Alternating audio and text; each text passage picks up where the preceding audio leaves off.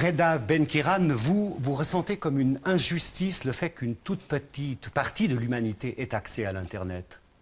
Oui, très certainement. Il y a une différence criante entre le Nord et le Sud en termes d'accès à l'Internet. Les chiffres sont pour le moment accablants, mais je crois que ce qui est important, c'est d'observer plutôt que les chiffres, la tendance.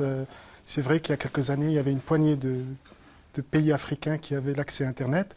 Maintenant, on trouve des cybercafés dans toutes les capitales africaines. Si on voit l'histoire de la diffusion des différents médias, la radio a pris 38 ans pour atteindre une audience de 50 millions de personnes. La télévision, il aura fallu 13 années pour la télévision pour atteindre la même audience et 4 années simplement pour l'Internet. Donc progression exponentielle, exactement. Je pense qu'il y a un effet de mode, mais qui est, disons, plus important dans les milieux de l'économie. Beaucoup de gens se sont rués sur Internet, croyant faire des fortunes très rapides, faramineuses en très peu de temps. La conjoncture actuelle, disons, ramène à plus de modestie. Mais je crois que pour les personnes qui s'activent dans le domaine de l'éducation, du savoir, de la religion, du social en général, c'est au-delà de l'effet de mode, c'est surtout un nouveau mode d'accès à l'information. Et je suis assez d'accord avec Jacques Nerenc. On compare souvent l'Internet à l'invention du téléphone ou même de l'électricité. Moi, je pense que c'est un ordre de magnitude supérieur et je pense que c'est de l'ordre de l'invention de l'imprimerie ou de l'écriture. Donc, on connaît les implications de l'invention de l'écriture pour les religions du livre. On sait aussi l'importance qu'a eu l'imprimerie dans le développement du christianisme, en particulier du protestantisme. Je pense que ce changement de support va aussi transformer les religions. Vous-même, vous êtes musulman. On peut dire que dans l'islam aussi, on est entré sur l'Internet sans réticence aucune. L'islam a commencé en arabe. Il a eu une progression foudroyante au début des années du 7e, 8e siècle.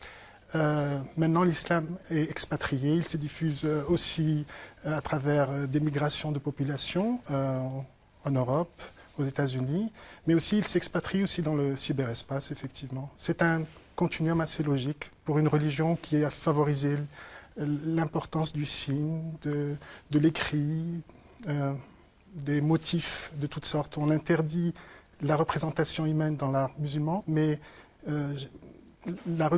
cette religion porte vraiment son titre de religion de l'écriture. Quand on voit sa façon de représenter la calligraphie, l'importance de l'écriture. Le premier verset révélé au prophète Mohammed commence par « lis ». Si vous voulez, l'injonction « lis au nom de ton Seigneur qui t'a créé à partir d'un lien ». Et cette première injonction, elle demande aux croyants de ne pas prier, adorer, mais de lire. C'est une indication qui est toujours d'actualité, je crois. Reda Benkiran, on pourrait tout de même aussi soulever cette autre question qui est plus générale, qui dépasse le monde des religions, le rapport entre l'Internet et la mondialisation. Est-ce que vous l'établissez? C'est une expression d'une forme de globalisation, c'est une sorte d'interférence entre le local et le global. Dans la mondialisation économique, il y a, disons, ce qui est reproché par une partie significative de la société civile sur le plan mondial. Il y a une prise en compte uniquement des aspects financiers, économiques, et pas assez de prise en compte d'autres facteurs culturels, sociaux ou autres, ou environnementaux aussi.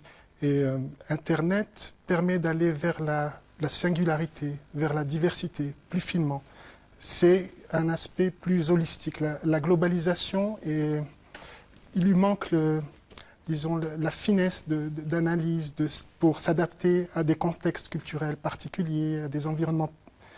Ça profite aux plus puissants, en général. Mais on peut imaginer que cela devienne une sorte de droit pour chacun? Très certainement. Sur le long terme, Internet va révolutionner... Donc j'entends au sens de droit fondamental, qui est celui d'accéder à l'information. Ça va, je pense, être un droit pour tous. C'est déjà un acquis, c'est le fait de pouvoir diffuser de l'information, texte, images, son, pratiquement gratuitement à destination de la planète entière. Ce phénomène est, je crois, irréversible. Donc le problème maintenant, c'est qu'il se propage pour toutes sortes de catégories d'âge, pour des gens défavorisés économiquement. Ça va prendre du temps, mais encore une fois, le temps sera beaucoup plus court que pour les autres médias. Quand vous prenez l'exemple de la télévision, dans les bidonvilles des pays du Sud, vous trouvez une télévision couleur, une antenne parabolique. Même si les habitants n'ont pas d'électricité, ils se connectent à des batteries d'automobiles. On peut imaginer que l'Internet se déploie à travers le poste téléviseur. On peut imaginer une convergence de ce type. C'est quelque chose d'envisageable. Donc vous êtes, je dirais, plein d'espérance ou d'optimisme à l'égard d'Internet, M. Oui, Benkiran. je pense qu'effectivement, il y a des contenus un petit peu dangereux en termes de violence, il y a des propos racistes. Il y a les sectes. Il y a des sectes, il y a des choses liées à la pornographie, etc. Mais je pense qu'une législation internationale va petit à petit s'organiser autour des questions de l'Internet. C'est vrai aussi que le cyberespace Internet fourmi de messagers, c'est la population principale, d'anges digitaux, si je puis dire. Mais parmi les anges, il ne faut pas s'étonner si le prince de ce monde, Satan, fraye son chemin sur le cyberespace. Bon, dans la vie réelle, on le reconnaît, on le côtoie. Il faudra apprendre à le reconnaître et de manière à s'en prémunir, ou pour d'autres peut-être pour s'en imprégner. Mais je pense que la question du mal n'est pas liée à la technologie, c'est lié à la condition humaine. La technologie ne peut pas régler ce genre de questions. On peut utiliser la radioactivité pour soigner les gens, les tumeurs cancéreuses, et on l'a utilisé aussi pour décimer des populations. Je pense à Hiroshima et Nagasaki. Les technologies de l'information peuvent beaucoup pour la diffusion du savoir, l'alphabétisation de tous, mais on peut utiliser les mêmes technologies pour guider des missiles balistiques du type Tomahawk, etc.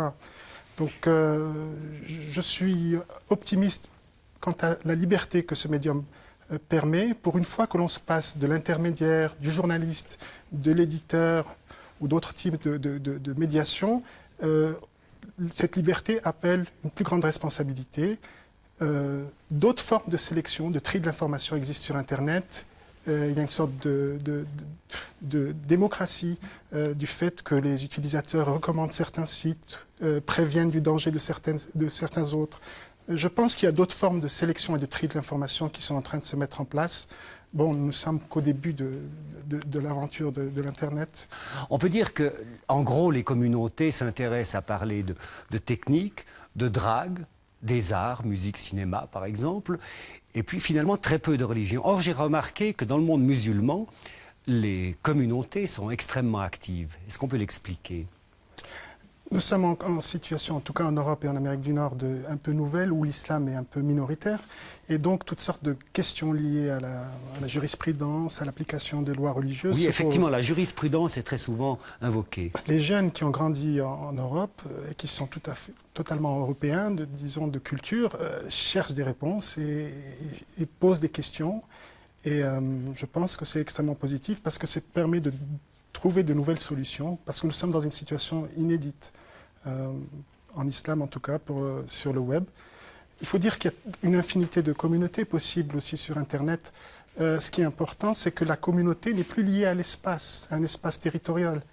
Vous pouvez appartenir à plusieurs communautés et ça définit votre identité. Vous êtes une intersection d'appartenance. La communauté, maintenant, se définit par une médiation technologique. Ce n'est pas forcément négatif, je pense.